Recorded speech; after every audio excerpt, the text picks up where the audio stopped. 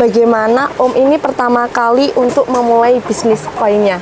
Teman-teman Wahana Koi pasti banyak yang tanya IG-nya apa gitu. Aduh. Boleh di-share nggak? Berawal dari hobi dan aku menyukai ikan koi. Beribu kegagalan jadikan pengalaman guru besarku. Apa kabar Koi Lover? Jangan lupa bahagia. Hari ini saya kedatangan seseorang yang sangat harus dibatin arwong cantik.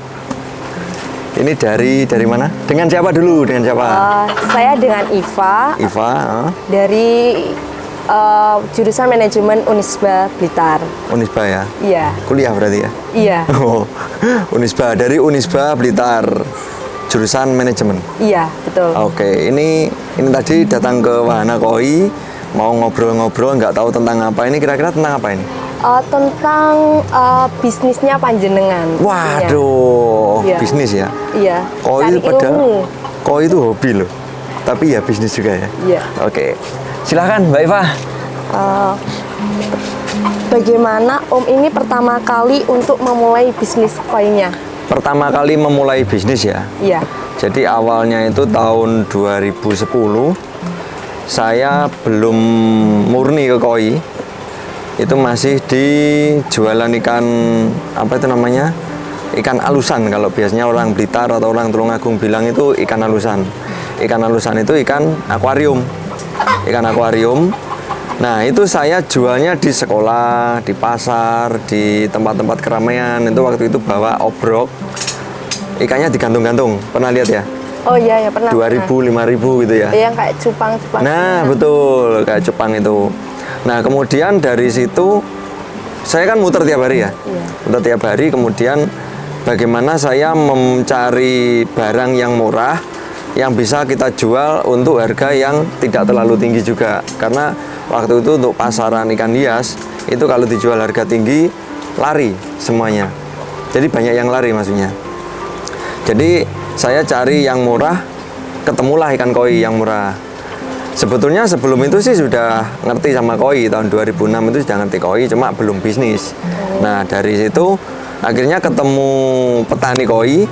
Saya tanya, ini ikan koi yang kecil-kecil harganya berapa? Ternyata itu murah banget. Satu kantong isinya itu bisa mencapai 300 ekor atau berapa, harganya cuma 50.000 waktu itu. Nah, akhirnya saya jual di situ. Saya jual, setelah itu kita kenal sama petani kan, akhirnya ke sana belajar, akhirnya tertarik nih sama ikan koi.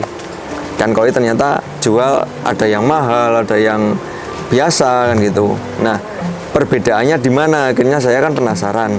Akhirnya saya terjun sih di koi. Jadi belajar koi, belajar ternak, belajar budidaya, belajar seleksi sampai pemilahan. Akhirnya kita bisa jualan, waktu itu belum ada modal sih ya. Jualannya di lelang. Lelang waktu itu ada lelang online. Kita pinjem ikan teman, kita foto, kita posting, lelang online, ternyata laku. Akhirnya kita terjun di situ. Jadi berani beli ikan akhirnya. Beli ikan yang kira-kira kita bisa jual. Jadi beli ikan itu tidak ikan yang kita suka, kita beli, tapi ikan yang kita bisa jual, kita beli. Nah, dari situ kita pelan-pelan jual koi online, lelang, kemudian menjaring konsumen sedikit-sedikit. Akhirnya kita punya langganan, kemudian ada permintaan, baru kita cari, dan disitulah kita mulai untuk jualan ikan koi. Pertanyaan selanjutnya itu apa sih tantangan terbesar selama ini jualan koi ya? Ya. Terus bagaimana Om itu menghadapi tantangan tersebut? Oke, tantangan terbesar kita jualan ikan koi ya. Iya. Tantangan untuk penjualan itu biasanya, kalau tantangan lebih ke kesehatan ikan sih ya. Bukan masalah pengiriman atau konsumen, bukan. Jadi lebih ke kesehatan ikan. Kadang ikan sudah kita posting, ada pembeli, sudah deal harga, ikan kita karantina ternyata trouble sakit, itu sering terjadi. Kalau sekarang kita sudah ngerti ya. Jadi ikan sakit harusnya diapakan, ikan sebelum kirim harusnya diapakan. Kalau kita langsung kita posting ikan ada yang pengen deal langsung kita kirim, itu bahaya. Jadi setelah deal itu ikan tidak kita kirim tapi kita karantina dulu supaya ikan itu aman. Kalau sudah aman baru kita kirim. Jadi tantangan untuk kita berbisnis dalam koi itu lebih ke penanganan ikan, kesehatan ikan. Karena ikan dari kolam lumpur pun harus melalui proses karantina yang baik. Kalau dari kolam lumpur langsung kita kirim ke pembeli itu biasanya trouble. Kalaupun aman di jalan biasanya dia trouble-nya di kolam pembeli. Setelah 3-4 hari ikan bisa habis mati semua. Jadi kita harus memberi tahu kepada pembeli, misal pembeli itu awam, kita harus benar-benar ngasih informasi yang tepat. Ini nanti ikan setelah sampai karantinanya seperti ini, penanganan ikan masuk seperti ini. Jadi harus harus jelas kita memberi informasinya untuk ikan koi. Gitu. Selanjutnya strategi pemasaran apa sih yang jenengan terapkan di bisnis koi ini? Nah, untuk strategi pemasaran kita bisa melalui media online ya. Kalau untuk di wilayah Blitar itu rata-rata online. Karena untuk Blitar offline itu mungkin hanya pengepul yang belanja. Tapi untuk penghobi rata-rata dari luar Blitar. Jadi kita belanjanya jualannya online. Itu ada banyak media online, yaitu yang pertama Facebook. Ini sebut marketplace ya apa ya? Enggak apa-apa. Jadi Facebook, kemudian Instagram, sekarang sudah ada TikTok. Ini kita juga mulai merambah ke TikTok, walaupun sudah 4 kali keblokir. Jadi tetap kita merambah ke TikTok. Kemudian YouTube kalau selama ini yang saya rasakan perjalanannya bagus itu YouTube. Sama Instagram juga oke. Kalau Facebook karena itu komunitas ya, jadi di Facebook ini yang saya rasakan selama ini masih sebatas bercanda-bercanda di YouTube. Jadi kita posting, nanti ada teman-teman paling cuma bercanda di situ. Tapi kalau untuk kita menuju pemasaran lebih ke Instagram, TikTok, sama YouTube itu. Berarti cuma di situ kayak di Shopee gitu nggak ada? Kalau Shopee gini, ada sih yang jual di Shopee, terus apa itu namanya? Banyak ya, semacam Shopee, Lazada dulu banyak. OLX juga ada dulu, awal-awal kita juga main di OLX. Tapi untuk pengiriman mereka kan sudah kerjasama dengan seperti JNE, JNT, dan pengiriman itu sebetulnya dia tidak bisa menerima ikan hidup dan air. Jadi kalaupun ada penjualan di seperti Shopee dan sebagainya, pengiriman melalui JNE, misal ya JNE, itu dikirim bukan ikan yang dikirim, hanya kardus box, isinya entah apa itu isinya, yang penting ada kardus box, ada pengiriman, ikannya tetap lewat kereta api, biasanya seperti itu.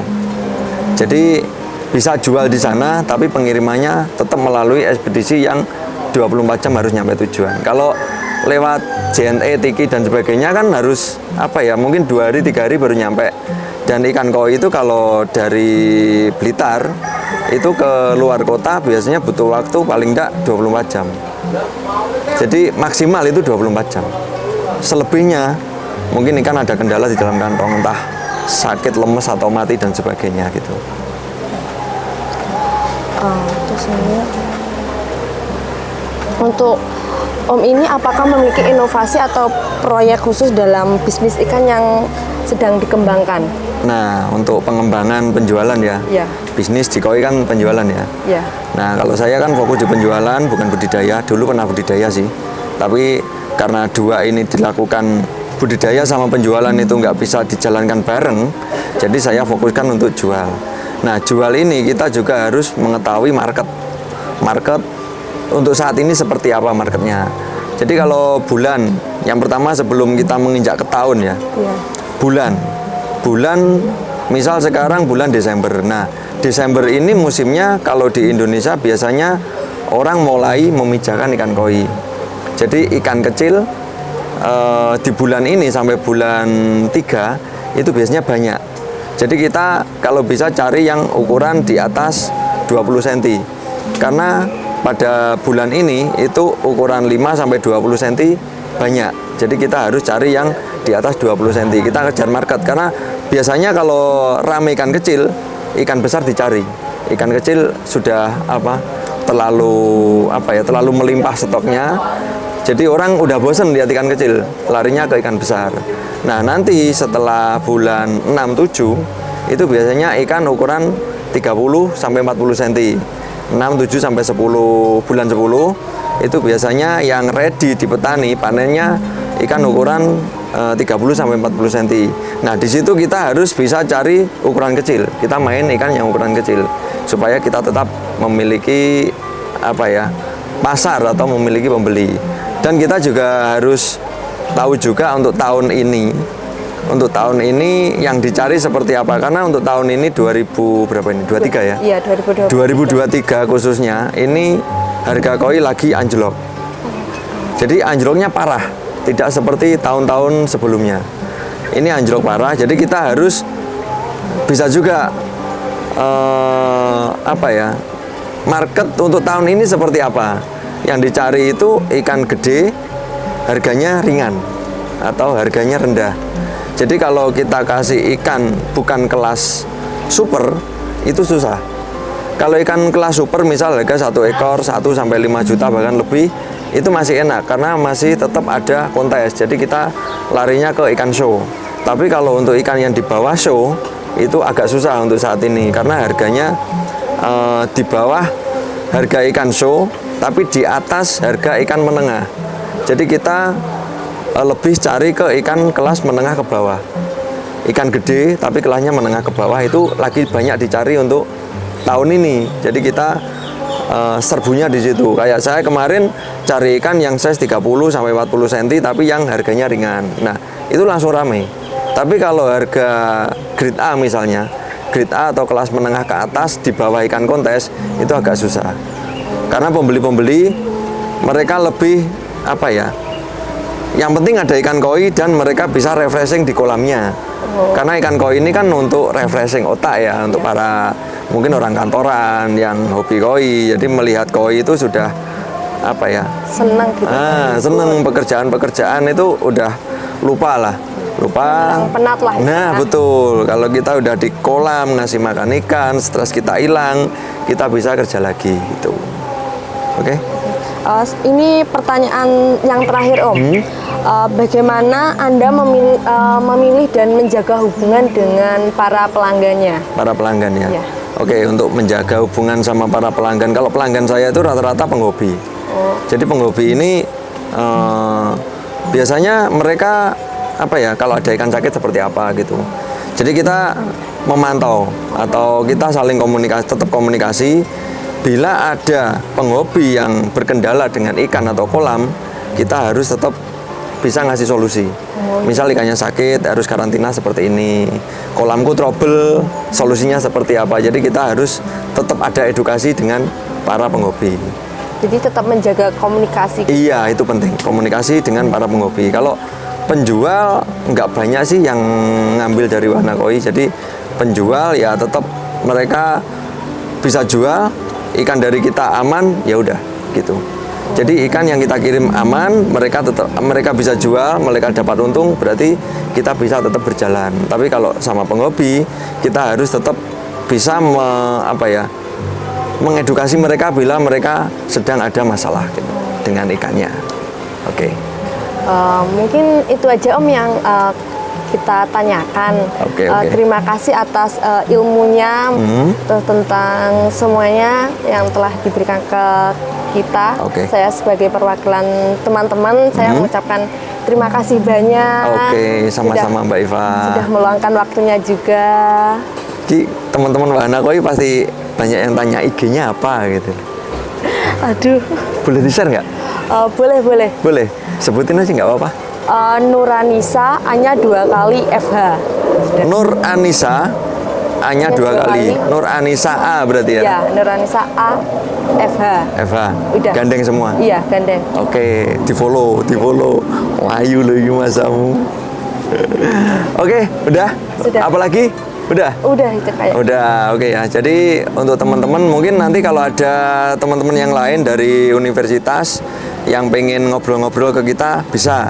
Jadi kita janjian dulu, nanti kalau ada waktu bisa saya bantu untuk ngobrol-ngobrol tentang bisnis ikan koi gitu.